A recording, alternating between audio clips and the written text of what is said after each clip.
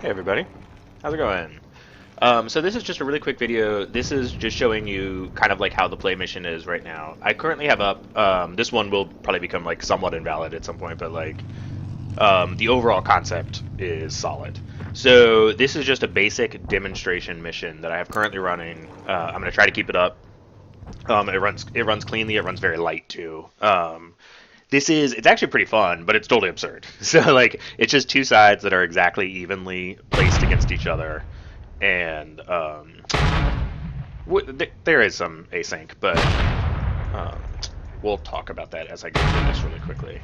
So I'm going to avoid the internals of how the system works, except for right here at the beginning, which we're just going to talk a little bit about how this system is organized and what you're looking at from the top level. And that top level parallels with the top level inside how the mission is built. But essentially, there's a battle. And by the way, all these icons are subject to change. I would really love to hear feedback on how things look. There's tons of stuff that you don't really have that much control over. But right now, my drive was clarity and like accuracy. Like it actually represents the different features that are going on, and I can make it look pretty later, or someone can help me with that. I'm not good with that shit. So this top section here is the battle in entirety. And what I'm circling around here is probably totally weird looking to you, but essentially it shows you how the battle's doing. And right now the Russians are winning a bit. And they can move towards R++ by winning some more. Details of that we can discuss later. If the Germans start winning, it'll become G+ right here, and it'll be gray. And if it's R++, it'll be all the way red. And then G++ if the Germans continue to win. Um, the mission starts very randomly, so this would just happen to start actually with the Russians being in a significant advantageous position, but whatever. Um, the other thing the battle controls are these things called win conditions, and I have it set up preliminarily such that the Germans already have their win condition set to true, and that's what that green right there means. What you're seeing right here when that, I don't know how well that comes through in the video, but this stuff just redrew because stuff changed. We'll talk about it in a second. We now see the R++. The Russians are now one step closer to winning. Kind of. And the reason for that is the Russians don't have their win condition set. And their win condition in this mission, that can change depending on how the mission builder builds the mission. But their win condition is to run their reconnaissance flight. And every battle for both sides comes with at least one air base. And these air bases, we'll talk about in a second. But you can grab, these loadouts are dumb by the way, but whatever. You can grab a reconnaissance flight, it says recon. More than one person can take off, lots of people can do this at once. You guys can fly as a group. I'll explain the details of reconnaissance a little later because there's other things connected to it. But essentially, you do that and you want to fly to the first spot that says recon. And this dashed line currently is basically your reconnaissance fly through. And reconnaissance has a real effect, which we'll talk about very shortly. But the win condition for the Russians is to succeed at that reconnaissance flight. And that means you need to make it through all the waypoints and you need to come back and land undamaged. So the Russians are at R++, which means that if they were to win one stage closer to winning and they had their win condition set to true, they could win. But right now they can't. They can't win until their win condition turns true. I'll probably change the name of that because it's really like a primary objective. The Germans are kind of just, on this one I just had them set their win condition to true anyway, mostly just to be an example. So beneath the battle itself are the armies. And in this one there's one army on the Germans and one army on the Russians, but that is not obligate. You can change that when you build missions. And a couple that I built are. And this is the German 6th Army. Again, this is really the 6th Army maybe, but like there was the 6th and the 62nd. But these are fictionalized entirely. And here's the Russian 62nd Army. And the colors work like this. Almost everything that has stages and levels in this game has and this setup, Automata, has 4 levels. And the levels are generally represented by red as doing its worst, so the 6th Army is actually getting its ass kicked. Orange is kind of like, you're getting close to troubled. Green is doing pretty well, and blue is doing awesome.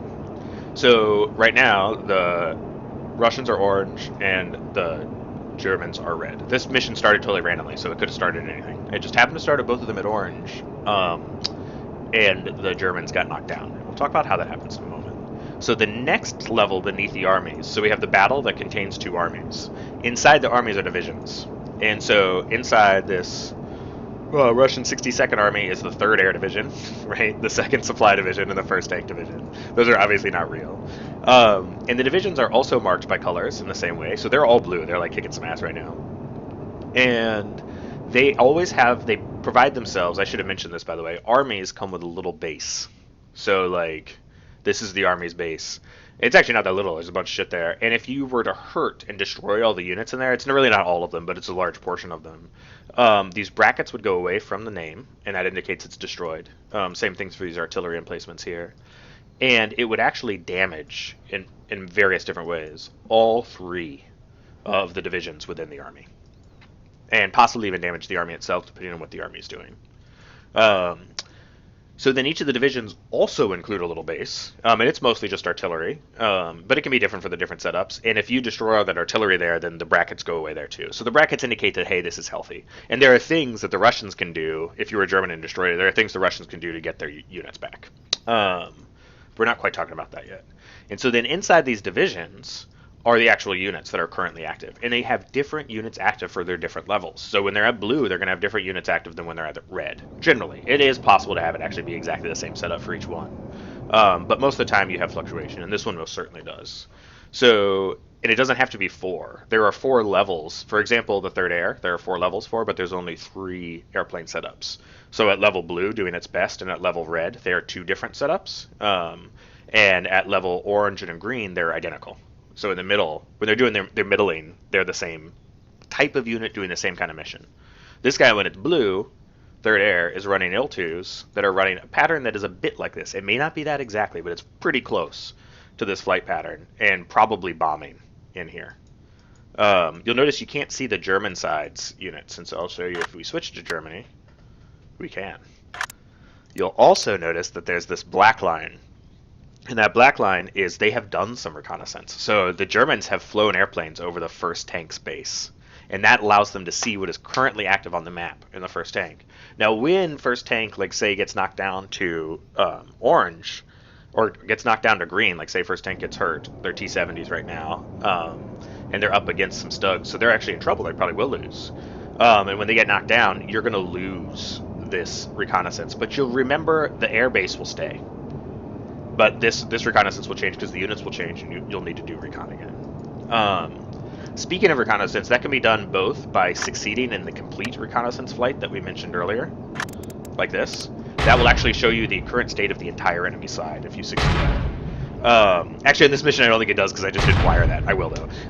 But that's the intention of that. And then whenever you fly directly over an enemy airbase, be it these little ones that belong to divisions, or the large air bases that belong to the entire army. And they'll be named appropriately. See 62nd Army, 62nd Army, 1st Tank. So you can associate them easily. Whenever you fly directly over those with any of your airplanes, including the AI aircraft if they're up, you will see what's currently active there. So then other than that, you primarily want to pick what to do. And all these marking and signs are for that purpose. So like, basically, the Germans should be defending their 101st Tank Unit, pretty much without question. Their 102nd Supply Unit's in a little bit of trouble, and their 103rd Air Unit's doing pretty good. But their 101st Tank Unit is going to hurt, and they are red. They are hurting already. They should also be focusing on stopping any Russian planes that might be reconnaissance, because that would allow them to succeed at their win condition and give them a chance to win. Other than that, the Russians are really doing very well, as that all their units are in the blue. So what to attack is difficult. I think that the Germans should probably decide to defend their 101st first. Initially, 101st first. So on the Russian side, if you're flying Russian, you don't really have to worry about defending your units too much. They're kind of kicking ass. But it is true that often, at least when I build missions, other mission builders can do it otherwise, that when units are blue, they're kind of wussy. They're generally like trying to do something. They're extending, right? So like blue tanks will often go further into enemy territory, maybe be lighter or faster tanks. Blue supply units might be like officers. They might be just cars, no defense. That kind of thing. And while red is often very, very, very tough units, like red for tanks would often be the heavy tanks, but they're not really aggressive. They're not going to go very far. And they're very slow, but they're hard to kill. So with that in mind, you may, flying Russian, want to choose to defend one of your flights. Primarily, though, in a situation like this, you're ready to win.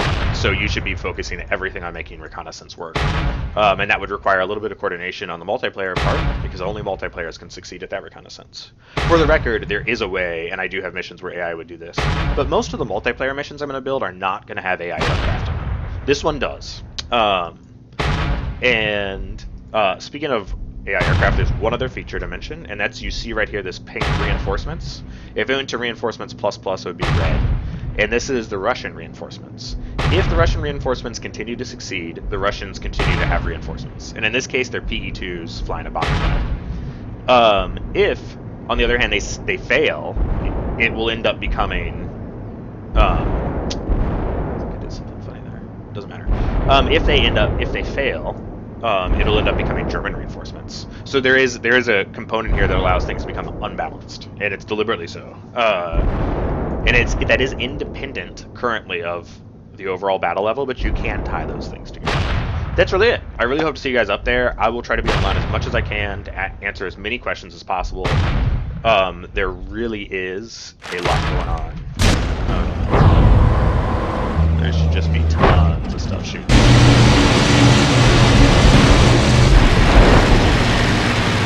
These guys just bomb when they're heading home. Destroyed tanks. Running tanks. Yeah, there's a lot going on. And this is like as simple as it can be. When I do the larger multiplayer battles, like on a real map, not like Stupid Latino, there can be huge actually. You don't include AI aircraft, they can cover vast swaths. Like I'm talking like 40 to 50 kilometers of front can be represented. It's a great word to leave on. All right, I hope to see you guys in the skies.